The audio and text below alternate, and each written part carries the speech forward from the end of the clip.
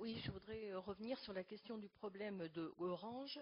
Vous nous avez expliqué un petit peu les raisons de votre discrétion pendant et après l'incident.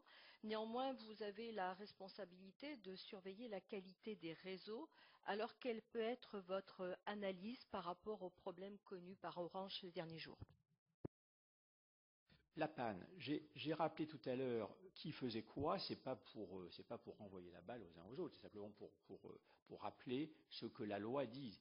Il y a un véritable problème, et je ne mets pas du tout en cause, je ne permettrai pas les parlementaires là-dessus, mais un véritable problème dans notre pays, c'est que quand une administration que nous sommes, de toute façon de l'État que nous sommes, applique la loi, on lui dit ah, vous avez tort, vous ne devriez pas l'appliquer parce que ça fait du mal à X ou à Y. Alors nous appliquons la loi, que ça fasse plaisir ou pas plaisir aux acteurs X ou aux acteurs Y, première chose. Mais nous n'appliquons que la loi et nous n'allons pas appliquer, nous introduire sur des sujets que la loi ne prévoit pas sur notre compétence. Donc il y a un rôle, et c'est tout à fait normal s'agissant de sécurité stratégique des réseaux qui relèvent du gouvernement, la loi et les décrets d'application le disent. Ils sont en première ligne, ils font leur travail, laissons travailler le gouvernement sur ces sujets.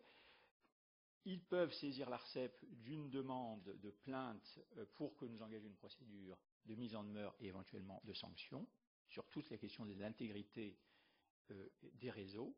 Et par ailleurs, nous pouvons, depuis qu'il y a eu cette panne, puisque nous n'avons pas d'action préventive, on peut le regretter, peut-être que vous pouvez imaginer et réfléchir au Parlement, à savoir si l'ARCEP doit avoir une action préventive sur ces dysfonctionnements, qu'il s'agisse de dysfonctionnements qui arrivent en raison de la défaillance d'un système ou qu'il s'agisse de conséquences d'une attaque contre les réseaux.